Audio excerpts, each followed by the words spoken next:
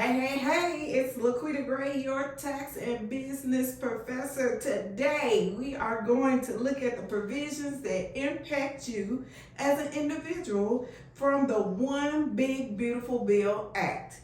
Now, let me say this, throw out all of the information that you and the opinions that you have heard on the news, okay?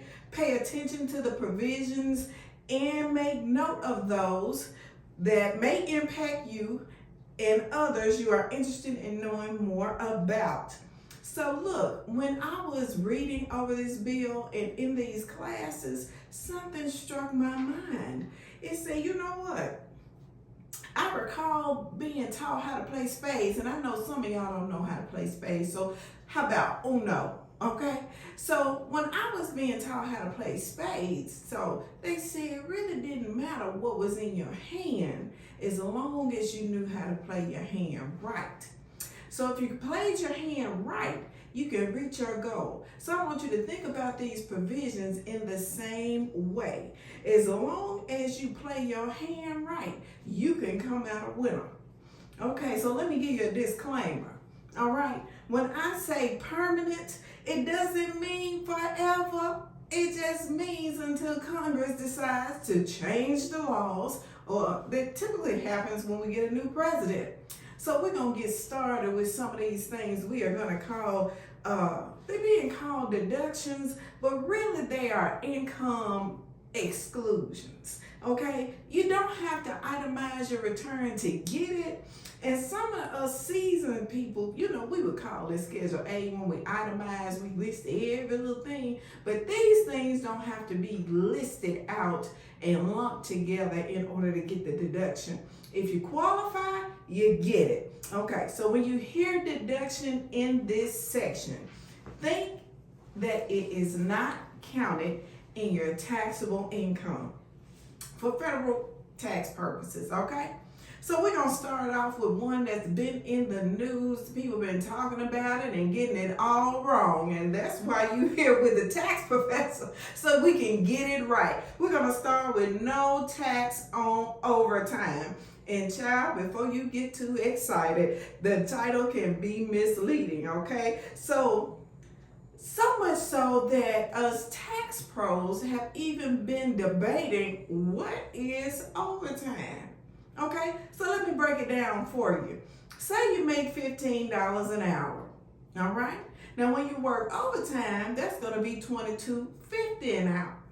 So you may be thinking the whole $22.50 that you receive in overtime pay in your hours over 40 hours a week is gonna be excluded from taxes. No ma'am, no sir. Only the overtime piece, that half amount that you get for working that extra time. So that $7.50 from this example is the amount that can be excluded from income.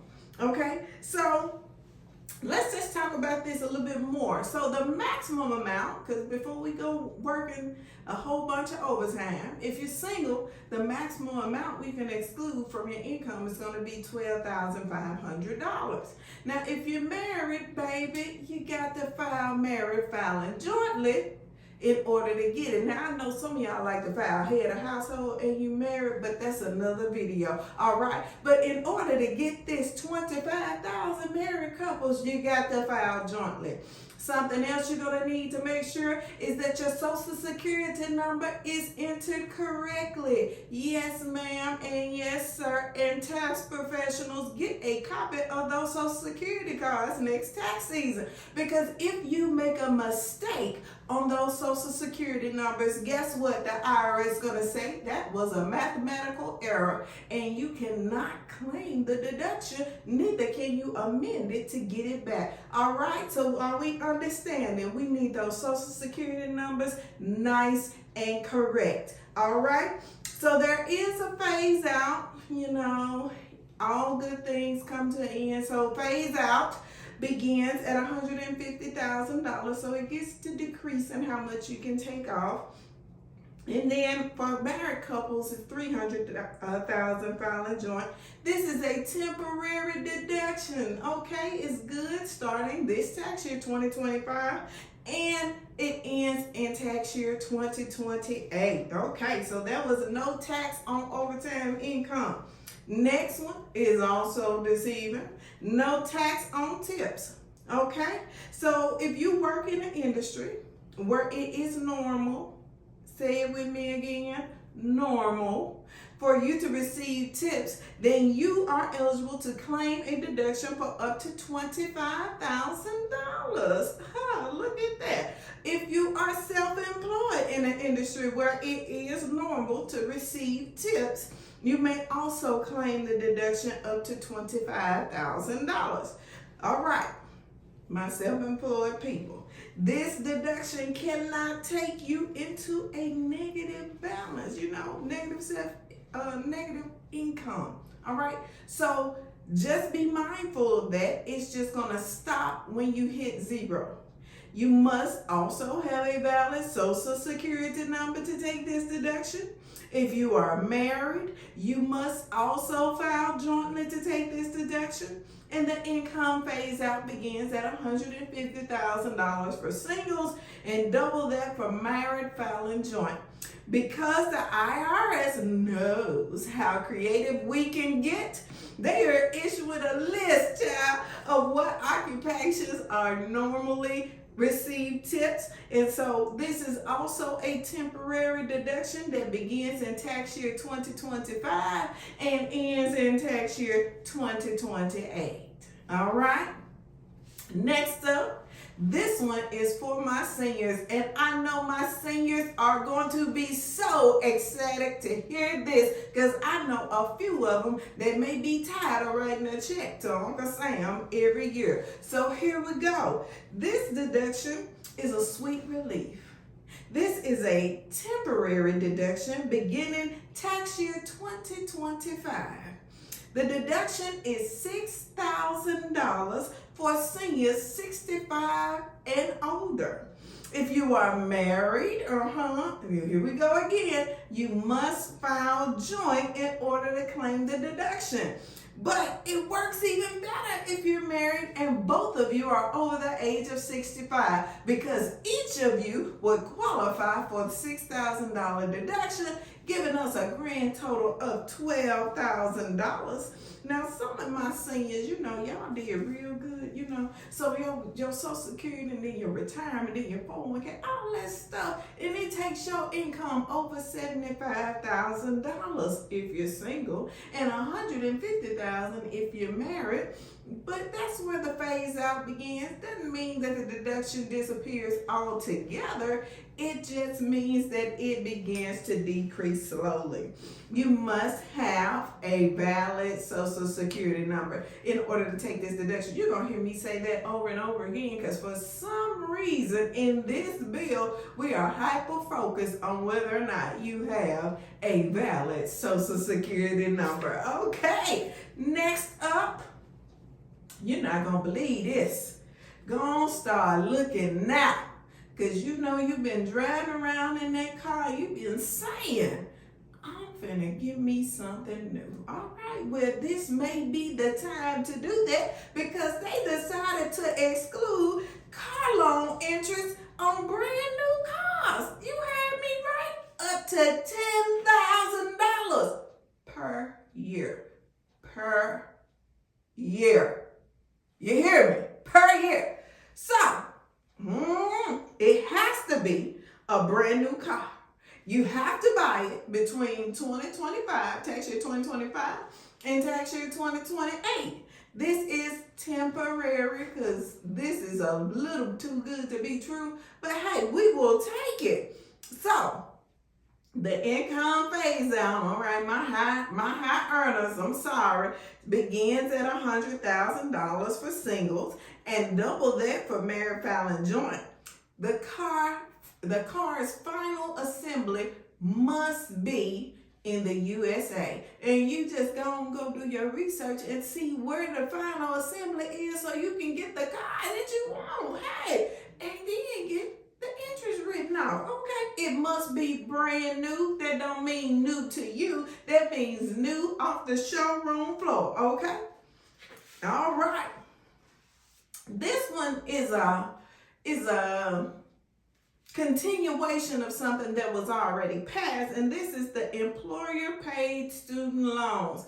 You know, we all just had hoped that we was gonna get all those student loans forgiven, and some of us did, but not all of us. So what do we do now? You may have an employer that already has an employee education plan on the books. If you don't have an employer with one on the books, go knock on the door, have a word with the CEO, and see about, can you get that plan on the books, because the employer can give you $5,250 a year towards your student loan payments, and it is tax exempt, ladies and gentlemen. So your employer, they think of the world of you because you do such an amazing job. Go ahead and ask them to give you that $5,250 to help pay down your student loan tax-free.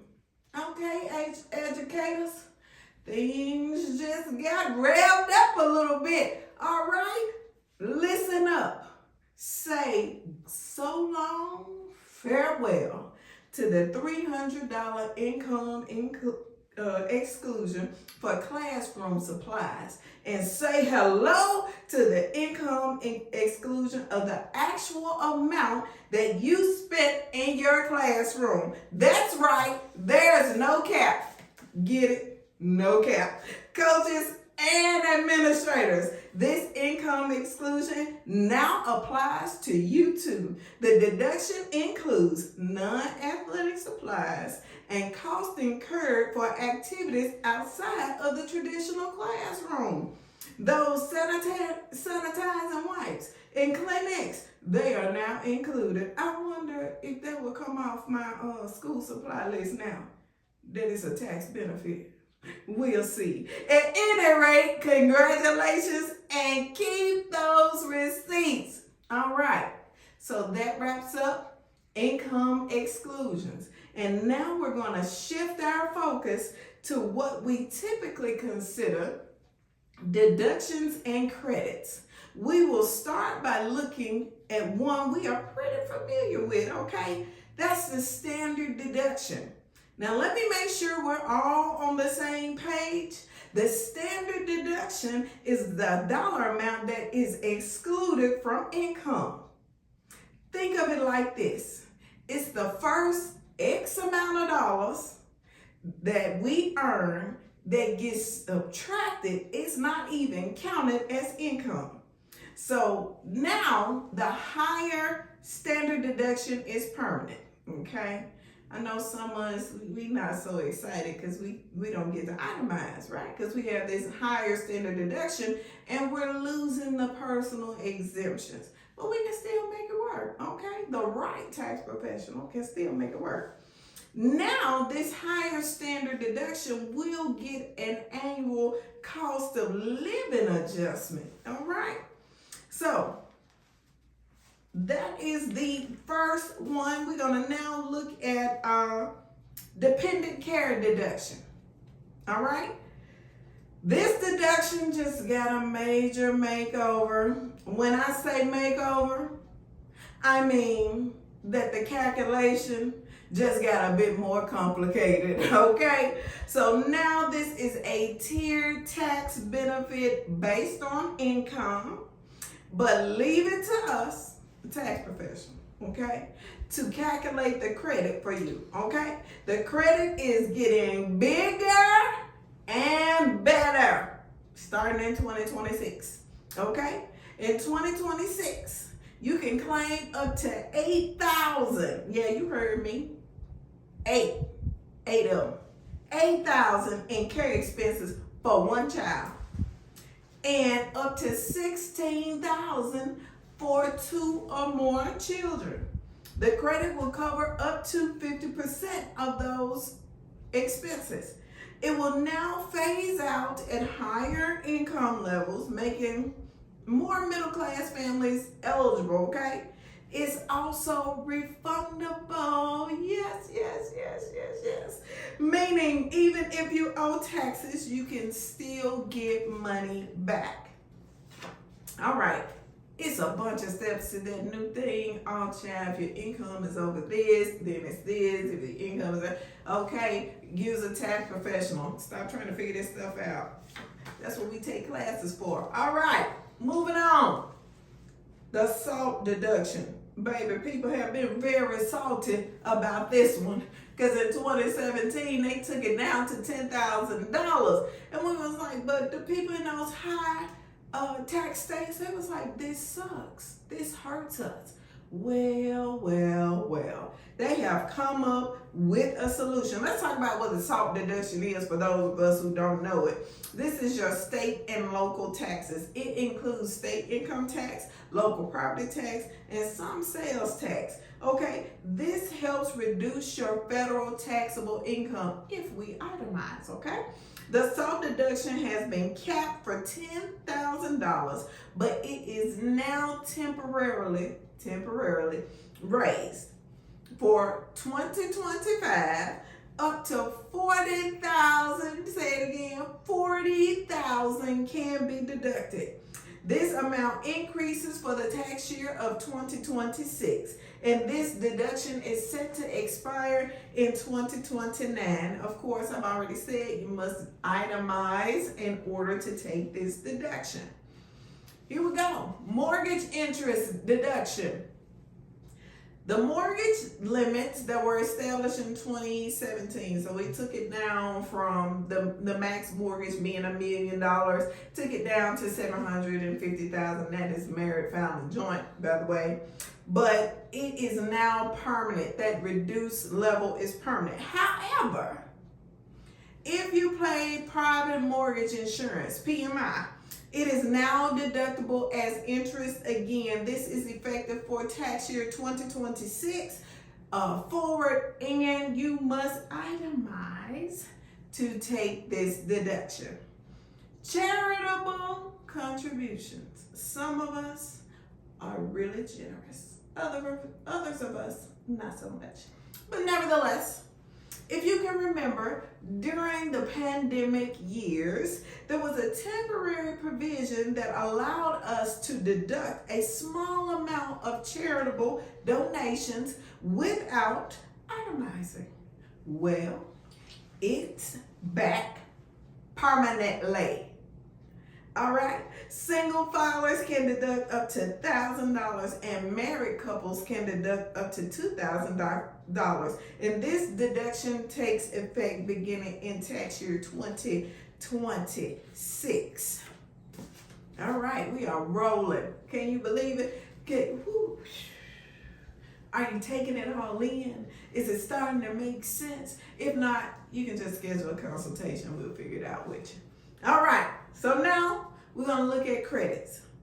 Okay, so we just talked about deductions, and the deductions are different from credits. We started out with income exclusions, meaning it's not going to count as income. Okay, it's a first page, what we call a first page subtraction. All right, then we looked at deductions. Deductions reduce your tax liability on a percentage wise. It is not dollar for dollar. So when people come in and say, I need to find more deductions, and they find all these deductions and it only impacts the tax liability a little bit, that's because deductions are counted on a percentage basis. But credits, that is a different beast altogether, because credits reduce your tax liability $1 for $1. It's a dollar for dollar exchange, so it can wipe out your tax liability if you have the credits lined up correctly and you actually qualify for them. Okay, we do things the right way over here. So let's look at the child tax credit. So the child tax credit was raised a few years ago, and so it was set after 2025 to go back to the lower dollar amount. Well, it is now being made permanent at that higher rate, and for 2025 it's projected to be at $2,200, and it will be adjusted for inflation going forward. The adoption credit. beginning in tax year 2025. Now up to $5,000 of the adoption credit is refundable. That's awesome. For those of you with an open heart and willing to take on somebody else. That is great. I love that. Now, here we go. Cue the music. The sound of sad sorrow as some tax provisions are going away. First up, the miscellaneous itemized deduction.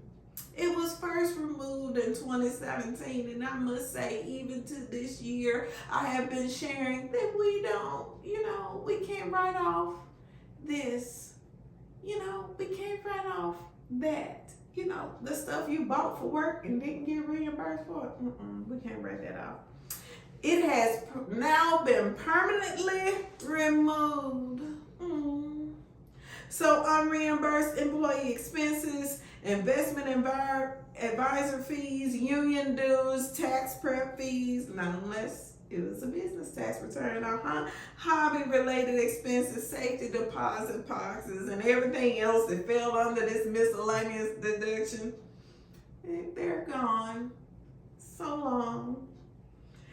Next items are going to be energy credits. The electric vehicle credit goes away on September 30th. Depending on when you watch this, it has already gone away. All right. And the remaining credits are going to expire at various dates through 2027. So get with your tax professional. Get with your tax professional. Okay, just make sure you got that. To plan in advance to take advantage of the credits before they expire. All right, so that wraps up the majority of the changes on the individual side of the One Big Beautiful Bill Act. This was a lot of information, ladies and gentlemen. Oh my God, so much. And as with any tax bill under any administration, you can come out a winner if you play your cards right. It takes strategy. We call it a tax plan. But if you don't have a tax strategist, reach out to us. We got you covered, all right? We will be happy to come up with a plan where you win the right way. Hey, this is your tax professor, Professor Gray, and we are signing off until next time. Have a good one.